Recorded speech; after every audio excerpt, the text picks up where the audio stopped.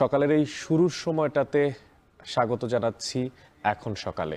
পুরো আয়োজনের সঙ্গে আছি আমরা দুজন, আমি মশিউর অনিক, আমি মেহরিন অ্যানি। ভারতকে পাকিস্তানে হামলার পরিণাম ভোগ করতে হবে বলে হুঁশিয়ারি দিয়েছেন প্রধানমন্ত্রী শেহবাজ শরীফ। পার্লামেন্টে জাতির উদ্দেশ্যে দেওয়া ভাষণে তিনি বলেছেন, কয়েক ঘন্টার মধ্যেই শত্রুদের কড়া জবাব দেওয়া হয়েছে। এ সময় 5টি যুদ্ধবিমান ও 2টি ড্রোন ভূপাতিত করার দাবি করেছেন তিনি। এদিকে অপারেশন সিন্দুরকে ভারতের গর্ব বলে উল্লেখ করেছেন প্রধানমন্ত্রী নরেন্দ্র মোদী। হামলায় পাকিস্তানের নিহতের সংখ্যা বেড়ে 31 জনে দাঁড়িয়েছে। পাল্টা হামলায় ভারতে নিহত হয়েছে অন্তত 15 জন। বিস্তারিত তৌহিদুর রহমানের প্রতিবেদনে। 2 দশকেরও বেশি সময় পর ভয়াবহ যুদ্ধে লিপ্ত হল ভারত পাকিস্তান। প্রত্যক্ষদর্শীদের বয়ানে উঠে আসছে অপারেশন সিন্দুর নামে রাতের আধারে চালানো হামলার ক্ষয়ক্ষতির চিত্র। সন্ত্রাসী আস্তানা টার্গেটের দাবি করলেও আদতে ভারতীয় সেনারা পাকিস্তানের পাঞ্জাবের মুরিদকে শহরের মসজিদ সহ বিভিন্ন বেসামরিক স্থাপনায় কিভাবে ক্ষেপণাস্ত্র ও ড্রোন হামলা চালিয়েছে সেই কথা তুলে ধরেছেন স্থানীয়রা। एक ड्रोन आया और सीधा वो उसकी थोड़ी सी हाइट ऊपर थी। उसके बाद 3 ड्रोन आए हैं, वो तीनों का ताकुब मस्जिद थी, उन्होंने मस्जिद पर हमला किया। लोगों में खौफ और राज फैल गया, लोग बाहर खेत में चले गए थे खुली जगह पे। बस इसी तरह ही रात गुजरी है, जागकर खौफ और राज में खौफ ही बहुत था। যুদ্ধ পরিস্থিতির মধ্যে বুধবার পার্লামেন্টে জরুরি অধিবেশন ডাকে পাকিস্তান। রাতের আধারকে আক্রমণের সময় হিসেবে বেছে নেয় ভারতকে কাপুরুষ বলে আখ্যা দিয়েছেন পাকিস্তান পিপলস পার্টির চেয়ারপারসন বিলওয়াল ভুট্টো। পার্লামেন্টে জরুরি অধিবেশন থেকে ভারতের আক্রমণের পর পাকিস্তানের সামরিক বাহিনীকে হামলার অনুমোদন দেয়া হয়েছে। পাকিস্তান তার নিজস্ব সময়, স্থান ও পদ্ধতিতে প্রতিক্রিয়া জানানোর অধিকার রাখে বলেও উল্লেখ করেন সংসদ সদস্যরা।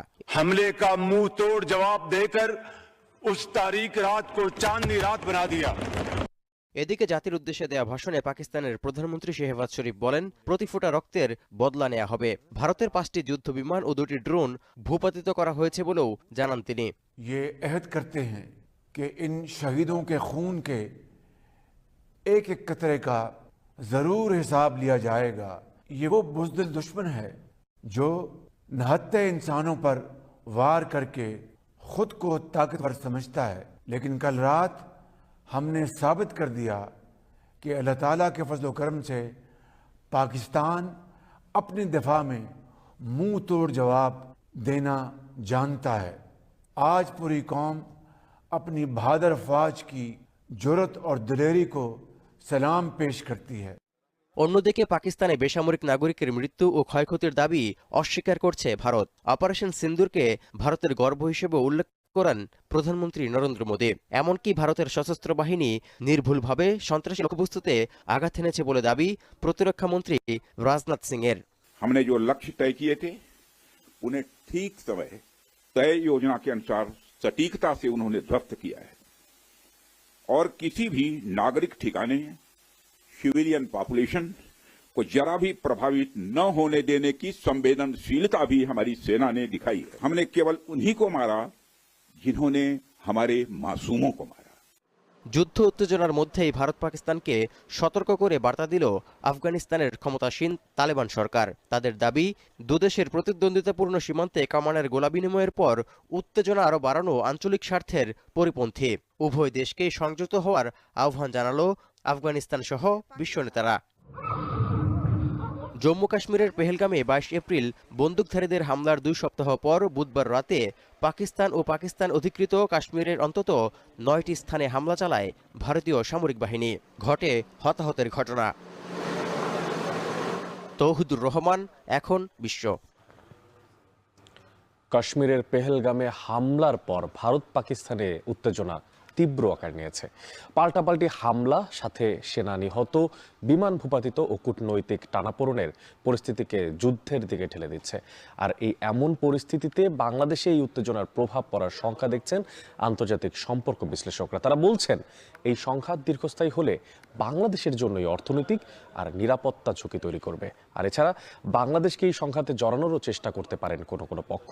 তাই বিশ্লেষকরা জানান, সরকারকে থাকতে হবে সতর্ক, কূটনৈতিকভাবে সক্রিয়। বাকিরা জানাচ্ছেন শাহাদাত অব্র। কূটনৈতিকভাবে সক্রিয়। বাকিরা জানাচ্ছেন শাহাদাত অব্র। কাশ্মীরের পেহেলগামে সন্ত্রাসী হামলার পর থেকেই পাল্টাপাল্টি পদক্ষেপ নিয়েছে ভারত ও পাকিস্তান। এরই মধ্যে পানি চুক্তি স্থগিত, বাণিজ্য বন্ধ, যুদ্ধের মহড়া করে অবশেষে প্রায় 2 সপ্তাহ পর একে অপরের ভূখণ্ডে হামলা পাল্টা হামলা। উভয় দেশের শীর্ষ নেতাদের বক্তব্যে হুমকি পাল্টা হুমকিতে উত্তেজনা বেড়েছে। এমন পরিস্থিতিতে প্রশ্ন দেখা দিয়েছে, এই উত্তেজনার কী প্রভাব পড়বে বাংলাদেশে? এই সংঘর্ষ যদি দীর্ঘস্থায়ী হয়, আরও স্থায়ী রূপ ধারণ করে, তখন তার প্রভাব শুধুমাত্র বাংলাদেশ নয়, দক্ষিণ এশিয়ার অন্যান্য যেই ভারতের যারা এবং পাকিস্তানের যারা নেইবারিং স্টেট রয়েছে তাদের উপরে তো পড়বেই। আন্তর্জাতিক সম্পর্ক বিশ্লেষকরা বলছেন, যুদ্ধ দীর্ঘস্থায়ী হলে নেতিবাচক প্রভাব পড়বে দেশে। ভারত থেকে অনুপ্রবেশ ও উস্কানিমূলক কর্মকাণ্ড আলোচনার মাধ্যমে সমাধানের পরামর্শ তাদের।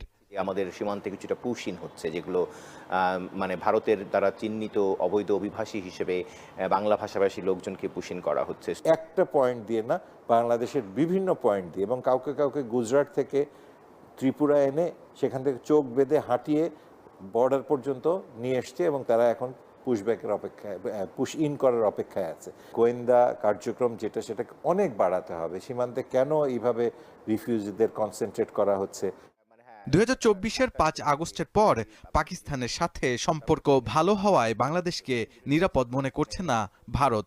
এমন মন্তব্য করে নিরাপত্তা বিশ্লেষকরা বলেন, নানাভাবে এই যুদ্ধে বাংলাদেশকে জড়িয়ে নিজেদের স্বার্থ হাসিলের চেষ্টা করতে পারে বিভিন্ন পক্ষ। তাই অন্তর্বর্তী সরকারকে সচেতন থাকতে হবে।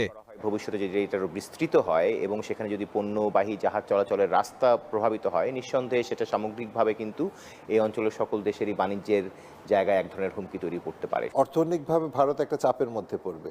সেটা এখন ভারত নির্ভর যে অর্থনীতি আমাদেরটা ছিল, দুটা দেশ যখন কাছাকাছি থাকে কিছু বাণিজ্যিক ডিপেন্ডেন্সি তৈরি হয়, সেটার ভিতরে একটা প্রভাব পড়বে। ভারত স্পন্সর্ড যতগুলো সোশ্যাল মিডিয়া আছে, এই সমস্ত মিডিয়াতে ক্রমাগত অপপ্রচার হচ্ছে বাংলাদেশের বিরুদ্ধে, আমাদের সরকারের বিরুদ্ধে। ধর্মকে ব্যবহার করে আমাদের একটা উত্তেজনা তৈরি হতে পারে এই দেশের মধ্যে, এবং এটার ভিতর দিয়ে একটা অনাবশ্যকভাবে একটা যুদ্ধে আমাদেরকে জড়িয়ে ফেলার, আমাদের ভিতরে একটা আনরেস্ট তৈরি করার একটা চেষ্টা করতে পারে। নানা ধরনের উস্কানি ও গুজবের মাধ্যমে বাংলাদেশকে এই সংঘাতের অংশ করার চেষ্টা চলছে উল্লেখ করে দেশের নিরাপত্তায় সর্বোচ্চ নজরদারি রাখা প্রয়োজন বলে মনে করেন তারা। এখন আর শুধু দুই সেনাবাহিনীর মধ্যে। শাহাদাত অফ্র, এখন, ঢাকা। মৌলভীবাজার সীমান্তের বিভিন্ন পয়েন্ট দিয়ে এ পর্যন্ত 103 জন ভারতীয় নাগরিকের অনুপ্রবেশের খবর পাওয়া গেছে। এর মধ্যে বিজিবির হাতে আটক হয়েছে 73 জন। এই ঘটনার পর বিজিবির পক্ষ থেকে জোরদার করা হয়েছে সীমান্তের নিরাপত্তা। সীমান্ত দিয়ে ভারত থেকে বাংলাদেশে অনুপ্রবেশের চেষ্টা করছে শতাধিক মানুষ। বুধবার সকালে খবর ছড়িয়ে পড়লে নড়েচড়ে বসে বিজিবি। ইতিমধ্যে ধলই সীমান্ত দিয়ে নারী শিশু সহ 15 জন, পাল্লাতল ও লাতু সীমান্ত থেকে 58 জনকে আটক করা হয়েছে। কুলাউড়ার মুরইছড়া সীমান্ত দিয়ে আরও 30 জন অনুপ্রবেশ করেছে বলে খবর মিলেছে, যাদের অনেকে ছড়িয়ে পড়েছে বিভিন্ন এলাকায়। এখনও কোনো খোঁজ পাওয়া যায়নি তাদের। বিজিবি জানিয়েছে, অবৈধ অনুপ্রবেশ ঠেকাতে সীমান্তে অতিরিক্ত জনবল মোতায়েন ও তল্লাশি চৌকি বসিয়ে নিরাপত্তা জোরদার করা হয়েছে। এদিকে ক্ষমতাচ্যুত সাবেক প্রধানমন্ত্রী শেখ হাসিনার ব্যক্তিগত কর্মকর্তা এস.এম. মিজানুর রহমানকে রাজধানীর সায়েন্স ল্যাব এলাকা থেকে গ্রেফতার করা হয়েছে। বুধবার রাতে ঢাকা কলেজের শিক্ষার্থীরা সাবেক প্রধানমন্ত্রীর এই ব্যক্তিগত কর্মকর্তাকে প্রথমে ধরে মারধর করেন, পরে তাকে নিউ মার্কেট থানায় সোপর্দ করা হয়। আর এই সময় শিক্ষার্থীরা অভিযোগ করেন, জুলাই আগস্টের গণহত্যায় এস.এম. মিজানুর রহমান সরাসরি জড়িত ছিলেন।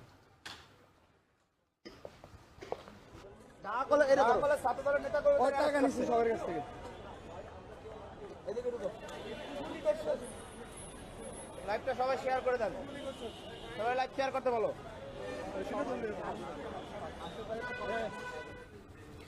আগামী 9 মে আত্মপ্রকাশ করতে যাচ্ছে ইউনাইটেড পিপলস বাংলাদেশ বা আপ বাংলাদেশ নামে একটি নতুন রাজনৈতিক প্ল্যাটফর্ম।